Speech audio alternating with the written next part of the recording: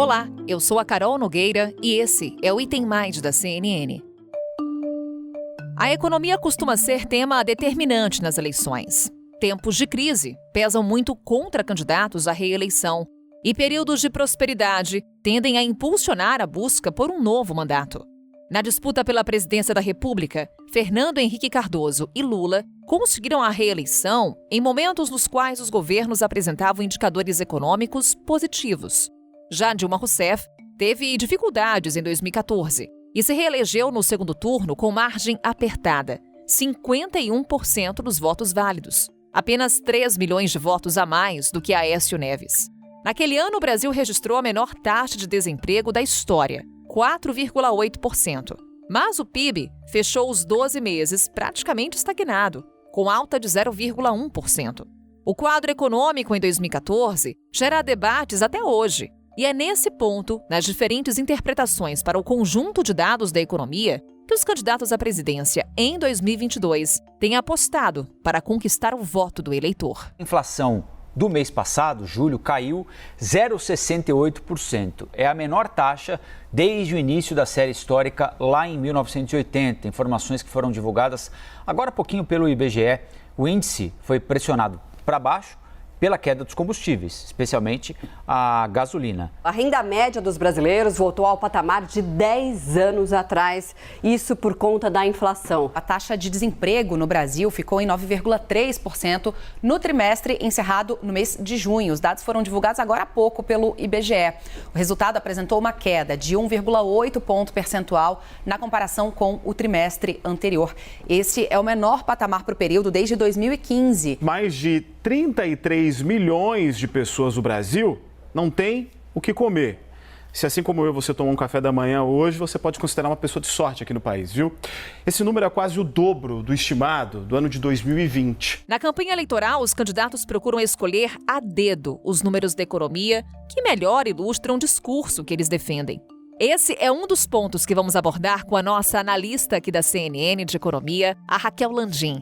Raquel, minha parceira de todas as noites no Agora CNN aqui no Item Mais. Sempre muito bom. Raquel, bem-vinda. Eu que agradeço o convite, Carol, adoro. Bem, Raquel, o que eu vou te perguntar, já abordamos numa análise no Agora CNN, sobre o quanto é importante o recorte de tempo na economia e o quanto ele pode ser estratégico para as campanhas, principalmente os primeiros colocados nas pesquisas de intenção de voto, Lula e Bolsonaro. Raquel, como as campanhas devem trabalhar os dados econômicos e, de certa forma, até pautar o discurso dos candidatos? Carol, a economia é o tema dessa eleição. Do mesmo jeito que corrupção foi o tema da eleição de 2018, hoje todas as pesquisas mostram que a miséria, o desemprego, a inflação estão no centro da preocupação dos eleitores. Então, é claro que todos os candidatos vão ter que explorar esse tema. Eles não conseguem fugir disso. Os dados econômicos, eles vinham muito ruins, porque tivemos uma pandemia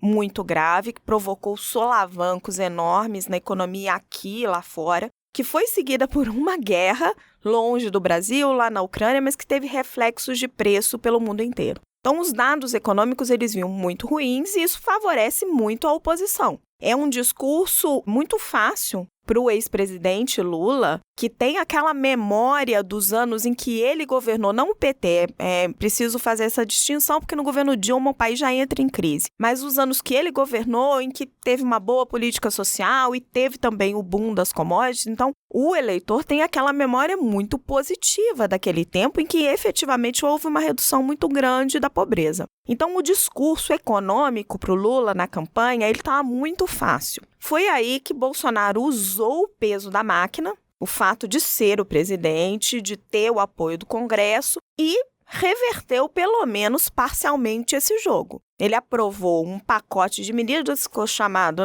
da PEC eleitoral, em que ele forçou os estados a reduzir impostos sobre combustíveis, ele aumentou o Auxílio Brasil, ele criou outros programas sociais, mesmo pertinho das eleições, atropelando a lei eleitoral. Fato é que essas medidas que ele fez surtiram resultado. Nós estamos vindo de alguns meses de deflação, já são 2 indicadores de deflação e a inflação continua numa expectativa, ainda é uma inflação muito alta, ainda é acima da meta do Banco Central, mas a gente estava falando de uma inflação que ia fechar o ano em 9% e agora nós estamos falando de uma inflação que vai fechar o ano em 6,5%, talvez 6%.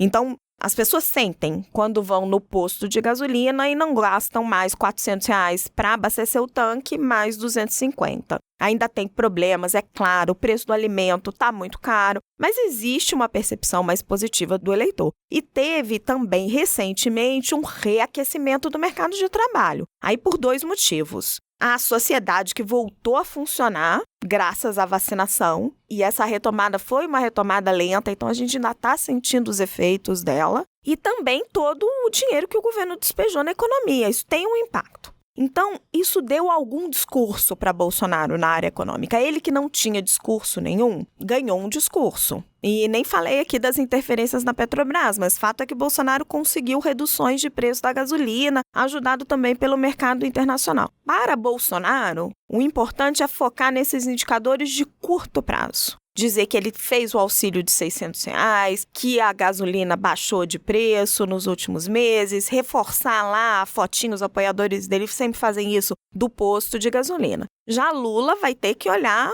o longo prazo, o médio e longo prazo, comparar lá com o governo dele. É por isso que eu estava te comentando aquele dia que cada um ganhou argumentos para fazer um discurso econômico. A gente só vai conseguir dizer qual o discurso que colou depois que abrir a urna. E tem algum ponto em comum, Raquel, que tanto o ex-presidente Lula quanto o presidente Jair Bolsonaro devem trazer para a campanha? Carol, se o Bolsonaro quiser empatar esse jogo e eventualmente promover uma virada, porque ele está crescendo muito lentamente nas pesquisas eleitorais, ele precisa chegar no eleitor de baixa renda. Aquele eleitor que ganha menos de 2 salários mínimos, aonde a vantagem do Lula é muito grande. Com essas medidas mais recentes, ele chegou no eleitor entre 2 e 5 salários mínimos, o que a gente chama na economia de uma classe média. Porque esse é um eleitor muito sensível à redução de preço de combustível, por exemplo. Para chegar no eleitor de baixa renda, que é quem tem a vida assim bem difícil, ele está contando com o impacto do Auxílio Brasil.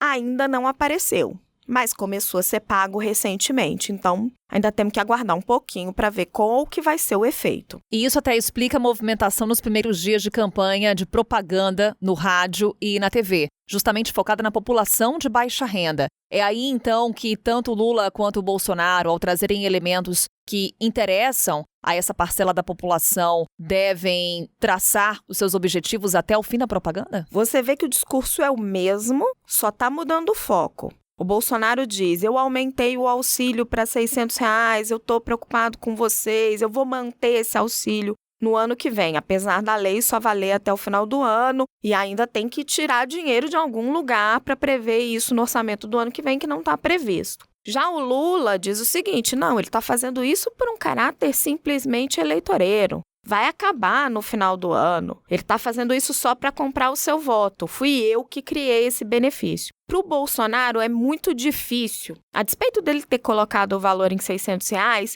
tomar essa bandeira do Lula. Porque o Auxílio Brasil é o Bolsa Família, criado lá no governo do PT, e a Caixa não conseguiu nem trocar todos os cartões. Então, tem gente que ainda recebe com o cartão do Bolsa Família. Então, assim, o Bolsonaro está fazendo um esforço grande para chegar nesse eleitor, mas é difícil. Tão difícil que a diferença nas pesquisas de intenção de voto nessa faixa é muito grande. Raquel, então vamos olhar para 2023, independentemente de quem vença as eleições. Auxílio Brasil está hoje em R$600. E os candidatos falam na manutenção desse valor. É possível quem ganhar terá de manter o benefício em R$600? E o outro ponto é inflação. O que esperar? Como você falava, registramos deflação, mas por conta de mecanismos de uma PEC. E esses mecanismos acabam agora, no fim do ano. O que a gente pode esperar dos preços aqui no Brasil? Carol, o Auxílio Brasil de R$600 vai ser muito difícil qualquer governante mexer. Já está sendo, né? Se você lembrar, o auxílio emergencial eram R$600 lá na época da pandemia. Bolsonaro baixou um pouco para 300, voltou para 400 e agora voltou para 600. A pressão política é muito forte. E realmente é um dinheiro. Se você fizer um programa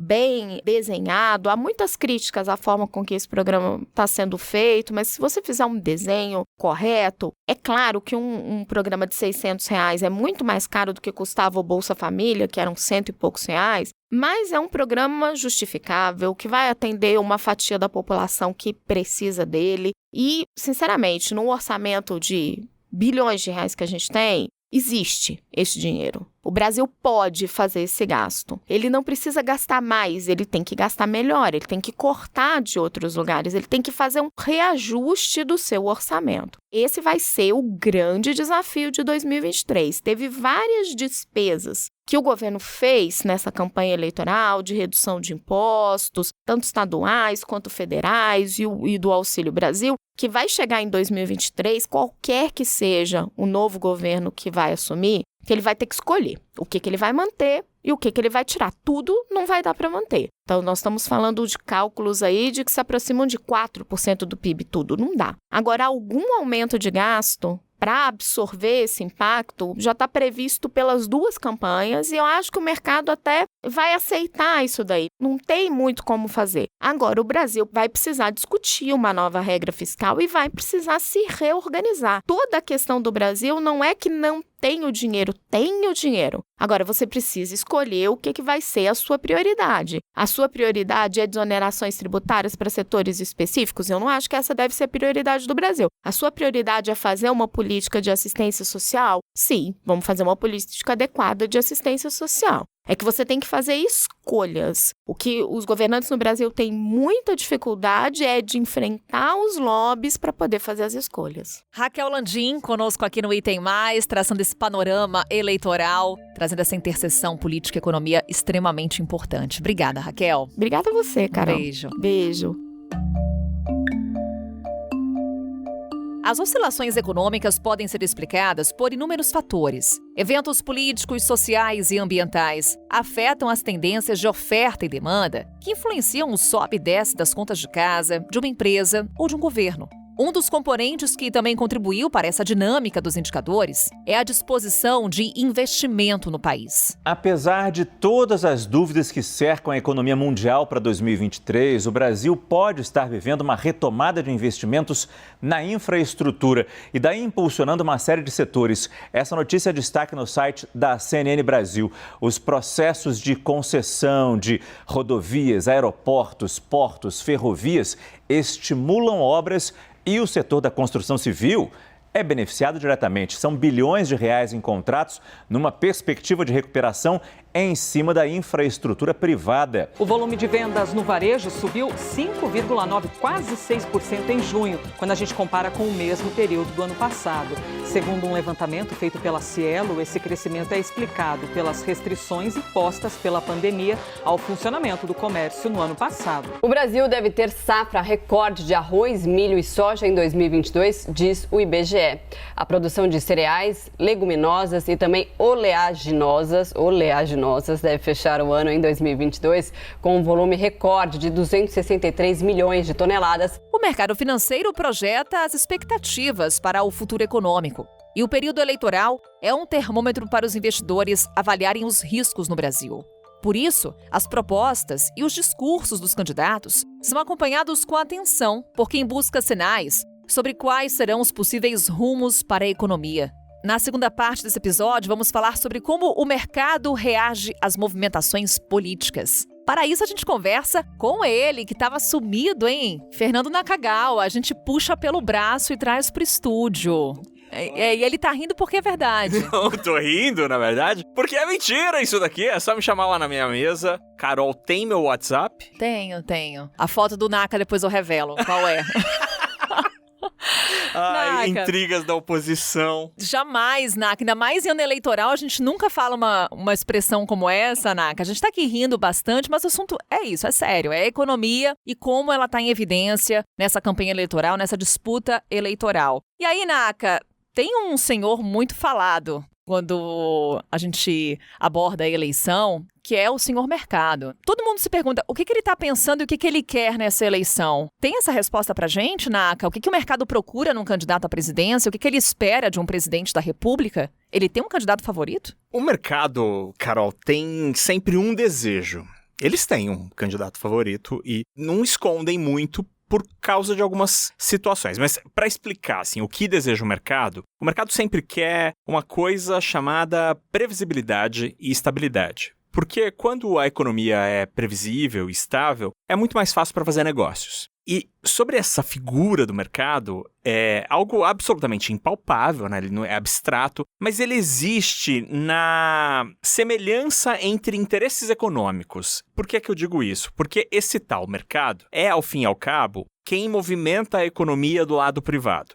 Seja gerando empregos, seja produzindo riqueza, ou seja, até emprestando dinheiro para o governo, porque quando a gente investe o teu dinheirinho, R$100 ou R$1 zilhão, como Carol Nogueira, a gente está emprestando dinheiro para o governo. Então a gente está financiando o governo. Esses interesses que parecem ser bem diferentes, né, que são intenções, objetivos muito diferentes de uma fábrica, de um supermercado ou de um investidor financeiro, ao fim e ao cabo, eles acabam se juntando nessa expectativa de que, primeiro, a economia seja previsível, esteja numa maré estável, com alguma previsibilidade. E aí, para além disso, então esta é a condição inicial, o grande cenário. E aí o segundo desejo, que é uma segunda camada desse desejo, é que a agenda econômica favoreça os negócios. Então, eu acho que é possível diferenciar o desejo do mercado financeiro, do mercado, da economia, do mundo econômico, nessas duas características. Estabilidade e previsibilidade primeiro, e depois uma agenda pró-negócios. E aí, quando a gente avalia os principais candidatos, Carol, a gente tem, obviamente, diferenças entre os candidatos neste approach com relação a tudo isso.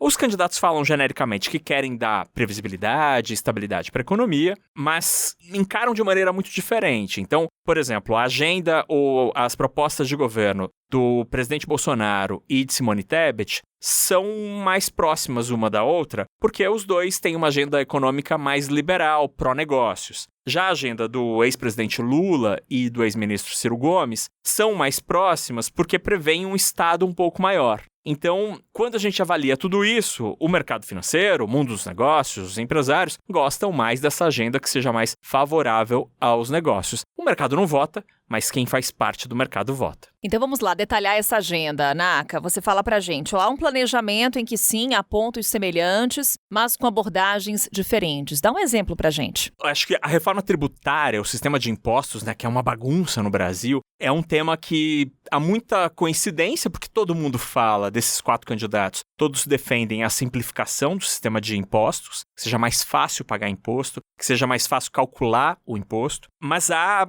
approaches um pouco diferentes. Por exemplo, o ex-presidente Lula e o ex-ministro Ciro Gomes falam muito em justiça tributária. Eles querem cobrar mais impostos dos mais ricos e reduzir os impostos dos mais pobres. Já o presidente Bolsonaro defende a redução dos impostos, casado com uma agenda de redução do tamanho do Estado. São agendas, são propostas que fazem sentido quando você olha o programa de governo completo do candidato Bolsonaro, do candidato Lula, do candidato Ciro Gomes, da candidata Simone Tebet. Só que são visões diferentes para se alcançar a prosperidade. E aí, nessa diferença, as propostas, as ideias ficam distantes umas das outras. Então, todo mundo começa parecido, defendendo um sistema de impostos mais simples, mais fácil, mas o caminho para, a partir daí, se chegar à prosperidade é diferente. Qual que é o peso da equipe econômica nesse processo, Naka? Por exemplo, a gente tem entre os 2 primeiros colocados nas pesquisas de intenção de voto, o ex-presidente Lula, que não sabemos ainda quem seria, por exemplo, o seu ministro da Economia. Por outro lado, temos Jair Bolsonaro com uma equipe já conhecida. O mercado também está de olho nisso? Sim, há bastante tempo até eu tenho ouvido muita especulação e muita tentativa de compreensão do que pensam os candidatos sobre uma eventual equipe econômica. Então, quando a gente fala da atual equipe econômica, liderada pelo ministro Paulo Guedes, durante os últimos meses, eu ouvi gente graúda do mercado financeiro, do mundo da economia, com dúvidas do tipo, se o presidente Bolsonaro for reeleito, será que o ministro Paulo Guedes continua? Então,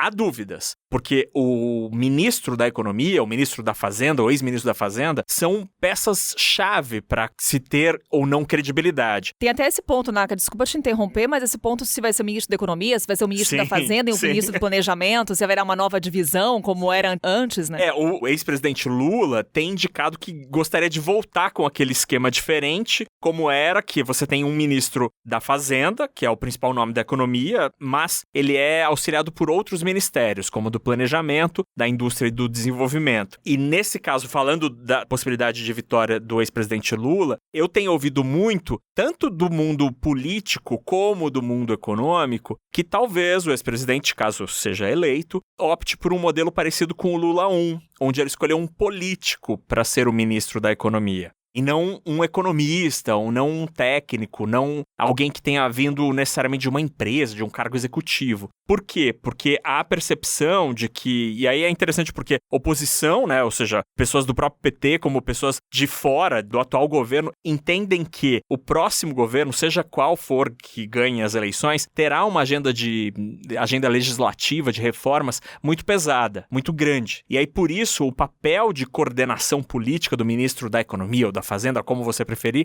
será muito importante. Então, o cenário que você tem hoje é o seguinte: em caso de vitória de reeleição do presidente Bolsonaro, muita gente acredita que o ministro Paulo Guedes pode ser reconduzido e continuar no cargo. Se ele topar, obviamente, né? Ele já falou recentemente sobre isso até. E no caso de uma vitória do ex-presidente Lula, só para falar dos dois que estão à frente das pesquisas, é possível que a gente tenha uma equipe liderada por um político. Não surpreenderia nem o mundo econômico, nem o mundo político uma opção dessas. E aí você já traz pra gente um desafio da equipe econômica em 2023, lidar com uma agenda legislativa intensa. Quais outros desafios o futuro presidente da República, seja ele eleito ou reeleito, vai ter que enfrentar? O grande desafio, Carol, em 2023 para a economia vai ser fechar as contas. A gente vive, desde 2020, uma situação econômica muito distinta, sui generis, porque nós tivemos a pandemia, depois a guerra e agora a eleição. Tudo isso está influenciando diretamente a economia brasileira. Então, em 2023, a expectativa de todo mundo com quem você conversa, do mundo empresarial, privado, é que haja um baixar de poeira. Então, esses fatores que são exógenos, né, que são externos à economia brasileira, tendem a ter menos importância. E aí você passa a voltar a ter a importância preponderante da agenda doméstica. Então o governo vai ter que saber direito como vai fechar a conta. Vai ter Auxílio Brasil de R$600? Como você vai pagar isso? Vai ter a desoneração do ICMS, dos combustíveis, da energia elétrica, como tem e está previsto para terminar no fim do ano? Vai continuar? Se continuar, como que a gente vai pagar essa conta? Então acho que vai ser muito um início de 2023, muito de conta. Vai ser preciso entender de onde vai sair o dinheiro, quais serão os gastos. Este vai ser o início de 2023. Vão usar muita calculadora, vai ter que comprar outra bateria para a calculadora porque vai se fazer muita conta em Brasília. E não pode ser calculadora de telefone celular, hein, Nakagawa? Porque são muitos números, dígito, é científica. É muito dígito nessa história.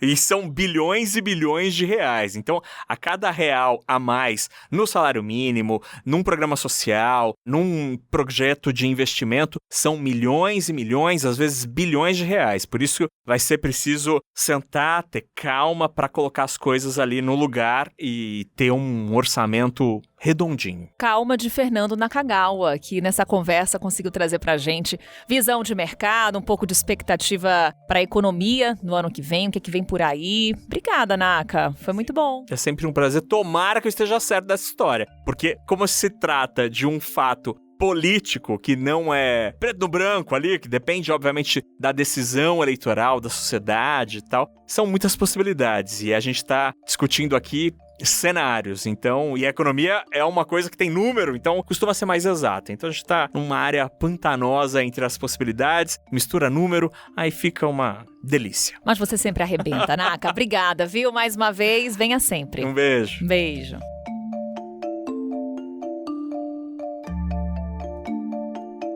É o Item Mais de olho nas eleições. A gente volta a se encontrar amanhã com outro tema, mas claro, sempre monitorando essa corrida eleitoral.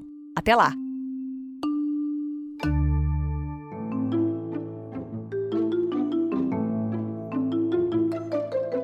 Com a minha apresentação, Carol Nogueira, este podcast foi produzido pela Maremoto para a CNN Brasil. Roteiro e pesquisa, Lucas Scherer. Revisão editorial Maremoto, Amanda Mira. Pauta e produção, Danilo Santana e Cecília Fernandes. Edição e sonorização, Luan Alencar. Coordenação geral, Paula Weinberg e Felipe Gomes. Coordenação de produto, Verônica Schneider. Coordenação editorial, Diego Toledo. Você também pode ouvir o Item Mais no site da CNN Brasil. E aproveite para conhecer os nossos outros programas em áudio. Acesse cnnbrasil.com.br/podcasts.